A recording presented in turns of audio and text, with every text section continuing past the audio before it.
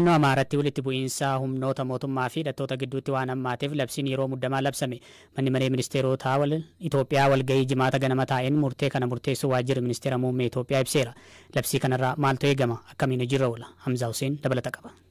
Manni maree ministeerota naannoo hokkara keessa jirtu naannoo Amaaraatti labsiin yeroo muddamaa akka labsamu wayita murteessu heerri mootummaa naannocha keessatti balaarra waan bu'eef jedheera. Ibsi waajjirri ministeera muummee baase naannochatti sochiin seeraan alaa hidhannoon deeggarame adeemsa seera kabachiisuu idileen to'atamuu sadarkaa hin dandeenyerra waan ga'eef labsiin yeroo muddamaa barbaachise jedha. Pireezidaantiin naannoo Amaaraa Dr. Yilqaal Kaffaale rakkoon nageenyaa naannochatti dhalate humna isaaniin ol ta'uu ibsuun mootummaan federaalaa akka gidduu seenu erga gaafatanii boodadha labsiin kun kan labsame. Haa ta'u malee akkaataa heera mootummaa biyyichaa keewwata 93 muraa 2A jalatti ibsametti labsiin yeroo muddamaa guyyoota 15 keessatti mana maree bakka bu'oota uummataaf dhiyaachuun sagalee harka 3 keessaa harka 2 argachuun raggaasifamuu qaba. Erga ragga'ee boodas ji'oota 6 qofa hojiirra ooluu ka qabu yoo ta'u barbaachisaa ta'e yoo argame manni marichaa ji'oota 4 labsichi akka haareffamu gochuu danda'a. Labsiin yeroo muddamaa kun erga ragga'ee booda qajeelfamni labsichaa ni qophaa'a. Sana booda labsicha olaantummaan ka hordofu komaandi poostiin ni hundeeffama. Naannicha keessaa iddoo kamittuu raayyaa ittisa biyyaa fi qaamoleen nageenyaa federaalaa kan bobba'uun nageenyaaf tasgabbii kabachiisuu danda'u. Dabalataan uggurri sochii yeroon daangeffamu darbuu danda'a. Akkasumas tajaajiloonni deddeebisa uummataaf qunnamtii akka dhaabbatan yookiin akka cufaman ajajuu danda'a. Mootummaan federaalaa haala kamiiniyyuu garee seeraan alaa waliin hojjeteera jedhee nama shakke to'achuun mirga sa'aatii 48 keessatti mana murtiitti dhiyaachuuf qabus mulquun hanga labsichi hojiirra turutti to'atee tursiisuu danda'a. Mirga lammiilee haala daangessuu danda'uun sakatta'insi bakka hedduutti gaggeeffamuu danda'a. Caasaan bulchiinsa siivilii guutummaa guutuu yookiin immoo gariin hoggansa waraanaan bakka bu'uu danda'a. Labsiin yeroo muddamaa kun gochoota dhorkamanii fi dirqamoota qabatee dhufa. Isaan keessaa tokko jiraattonni naannichaa qajeelfamoota yeroo labsii muddamaa fudhachuuf dirqamni kan irra jiru ta'uudha. Labsii yeroo muddamaa karaa kamiinuu gochi faallessu dhorkamaadha. Addabaabayiitti walga'iinis ta'e hiriira nagaa geggeessuun kan dhorkame ta'a. Caasaalee mootummaa hayyama qabaniin alatti meeshaa waraanaa hidhatanii socho'uun kan dhorkamedha. Jiraattonni naannichaa waraqaa eenyummaa isaanii ibsu qabatanii socho'uuf ka dirqaman yoo ta'u namni hin qabne atattamatti ganda naannoo isaatti argamu irraa waraqaa eenyummaa ka yeroo baafachuuf dirqamuu danda'a. Sababa rakkoo nageenyaa dhiyeenya kana naannoo Amaaraatti mudateen balaliiwwan xiyyaaraa gara naannochaatti taasifaman haqamaniiru. Bakkeewwan naannichaa garagaraatti walitti bu'iinsi mudachuun lubbuun darbuuf qabeenyi manca'uu BBC'n jiraattotarraa odeeffateera. Walitti bu'iinsa torban kanas itti fufeen hidhattoonni naannichaa faannoo jedhamuun beekaman bakkeewwan naannichaa garagaraa to'achuu himatu. Guyyoota darban keessa nageenyi boora'ee hammaachaa deemuu hordofee naannicha bakka baay'eetti tajaajilli intarneetii adda citu jiraattonni ibsaniiru. Walitti bu'iinsi humnoota mootummaa fi hidhattoota gidduutti deemaa jiru jireenya idilee bakka garagaraatti danqeera. Sochii humnoota mootummaa dhorkuudhaafis dargaggoonni daandiiwwan cufuun rakkoon mudateera. Rakkoon nageenyaa naannicha keessa jiru kan isaan yaaddesse biyyoonni akka Ameerikaa, Kanaadaa, Yuunaayitid Kingdamii fi Awustiraaliyaa lammiileen isaanii gara naannichaa akka hin imalle gorsan. Yoo duraan achi keessa jiraatanis akka of eeggannoo taasisan akkasumas deemuudhaaf warri barbaadanis gorsa akka gaafataniif hubachiisaniiru. Rakkoon nageenyaa naannoo Amaaraatti dhalate mariin akka furamuuf dhaabbileen amantaaf paartileen siyaasaa waamicha dhiyeessaa jiru. Manni amantaa Ortodoksii Tawaahidoo Itoophiyaa bu'aa waraana darbeerraa barachuun waldhabdeen dhalate mariin furamuu qaba jetteetti. Paartileen siyaasaas mootummaan garaagarummaa uumame mariin akka furuuf waamicha dhiyeessaniiru. Labsii yeroo muddamaa biyyattiin har'a labsite ilaalchisee ministeerri haqaa biyyattii Dr. Geediyoon Timooteዎስ galgala kana labsii kanaan dhimmoota raawwataman ilaalchisuun ibsa kennaniiru. በአዋጁ አንቀጽ 3 መሰረት የአዋጁ ተፈጻሚነት በዋነኝነት በአማራ ብሔራዊ ክልላዊ akkaataa keewwata 3 labsii kanaan labsiin kun naannoo Amaaraa keessatti ka hojiirra ooluudha. Garuu haalli jiru ilaalamee kutaalee biyyattii kaan keessattis hojiirra ooluu danda'a. Adda durummaan naannoo Amaaraa keessattidha ka hojiirra oolu. Akkaataa barbaachisummaa isaan garuu naannolee kaan keessattis hojiitti hiikamuu danda'a. Akkaataa keewwata 4 labsii kanaan labsiin kun ka durfamu Daayireektara tajaajila tikaa fi nageenya odeeffannoo federaalaatiin. Ajaji waliigalaa labsii yeroo muddamaa kun itti waamamni isaa ministeera muummee biyyattiif miseensota ajaja kanaa fi adeemsa labsichaa hunda ka murteessan ministeera muummee ta'uu keewwata kana jalatti ibsameera.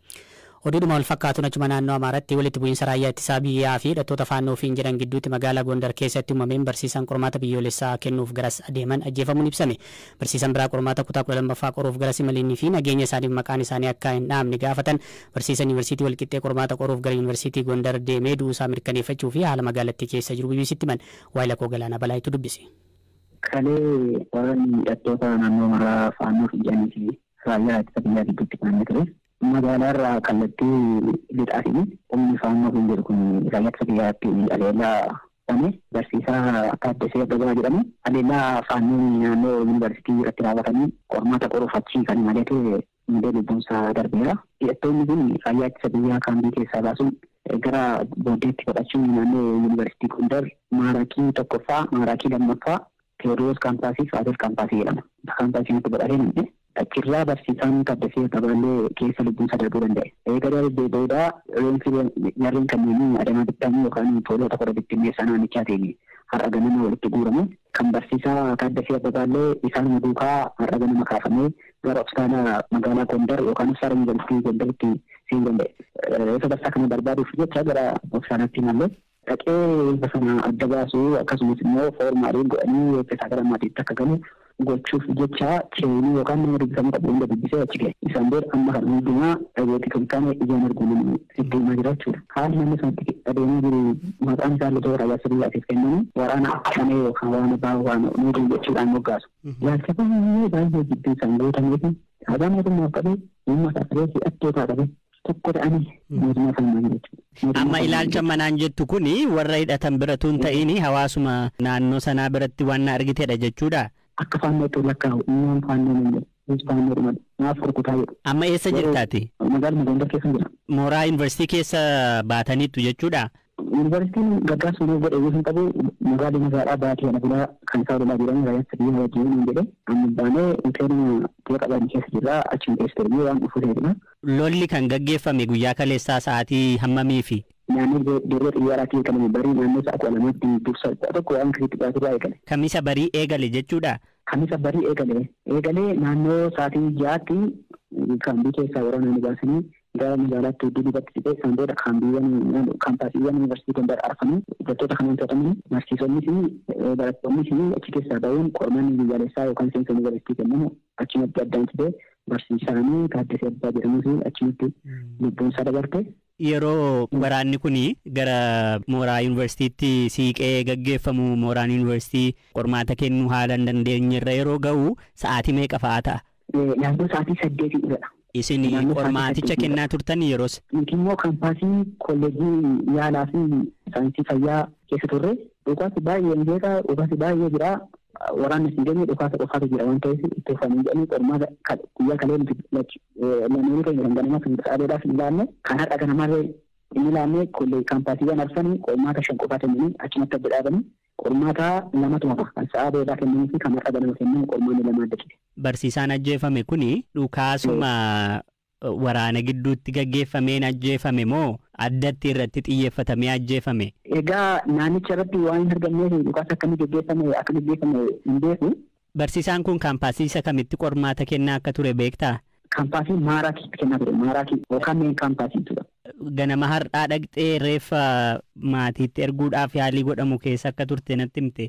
Maal taajjabde jechuudha? Reeffa isaa adda baasuu dandeesseettaa? Reeffa isaa dhaqee yeroodhaaf yericha an bira hin turre hiriyaan isaa bira tureera. Yeroon jedhu hiriyaatti wajjin siree tokko turantu tureera. Inni reenficha kiliinikatti eega geessee kafansiise maqaa isaa hin taane fattaan maamisa jedhanii irratti barreessanii jiran. Maatiin bilbilanii jedhamnaan deemee jalqabaaranii dhorkanii achirraan qaamolee dubbisuu qabu hunda dubbisee qaama sana fudhadhee dhaqee isaan booda dhallee ilaallee reensi kun sirriidha isuma jennee irra deemu. Nan beeka fuula wal beekna waan ta'eef dhallee dhaqee isa ilaale. Mataa rukute isaas mataa isaa keessa rukute. Amma reeffi gaggeeffameera moo achuma jira? Hin gaggeeffamne magaalicha keessa haalli sochiin makiinaa fi sochiin namaa fi hoteelli, suuqii, daandiin dhagaa fi wantoota garaagaraati. Waan hundaan daandiin meeshagamee jira. Sochiin gaggeeffamuu danda'u reensa fi argamuu danda'amus hin jiru yoo. Magaalichi ammaan tana to'annoo mootummaa federaalaa moo hidhattoota faannoo jala jira? Mootummaan Dimmaasha qabatee jira. Isaan sun Dimmaasha qabatanii magaalaa humna lachuu akka jirti jechuudha. Magaala keessatti dhukaasa yeroo dhumaaf yoom dhageessan? Amma sa'aatii kana immoo yeroo galee muka. Beellattii barattoonni qormaata kutaa 12ffaa fudhatan sababa nyaataan rakkoo fayyaa isaan mudachuu hordofee namoonni 3 shakkamuun to'atamuu pirezidaantiin yuunivarsiitichaa BBC'tti himan. ምግብ አቅራቢ፣ እንጀራ አቅራቢ፣ ዳቦ አቅራቢ፣ ውሃ አቅራቢ። ውሃ የሚቀርበው ከከተማ ነው፣ በቦቴ ነው የሚቀርበው። ስለዚህ ውሃ kanneen bishaan buddeenii fi daabboo dhiheessan to'atamaniiru. Bishaan bootteedhaan magaalaadhaa dhihaata. Taateen kun roobii galgala mudate. Barattoonni erga nyaata nyaatanii xumuranii booda barattoonni 3 ol deebisaa turan. Ergasii barattoonni kaanis mallattoo wal fakkaataa agarsiisutti dhufan. Barattoonni miidhaman wayita heddummaatan gara hospitaala Gambeelaa geeffaman. Nyaati summaa'uudhaan balaan kun akka mudateedha ka hubannu. Summii ta'uu danda'a, nyaati turuun alaa'uu ta'uu danda'a, garuu rakkoo nyaataan wal qabatudha. Bishaan keessatti yookiin midhaan keessatti makames ta'uu mala. Sirriitti adda hin baafan. Hanga yoona sababii isaa sirriitti waan hin beekneef qorannoof jecha samuudii fudhatamee deemeera. biiroon qonnaa dhufe samuda fudhateera. Buddeen daabboof bishaan barattoonni irraa fayyadaman irraa jechuudha. Miidhamanii hospitaala seenan barattoota 163 turan. Barattoonni 30 ta'an achuma mooraa keessatti yaalamanii fooyya'aniiru. Hedduun isaanii fayyanii kamisa kaleessaa qormaata fudhataniiru. Barattoonni 38 ta'an ammoo baay'ee dadhabanii waan turaniif qormaata hin fudhanne. Amma hunduu gara maatii isaanii deebi'aniiru. Kanneen qormaata hin fudhanne gara fuulduraatti qormaata akka fudhatan murtaa'eera. Odeeffannoo isaanii guutuutti qabanneera.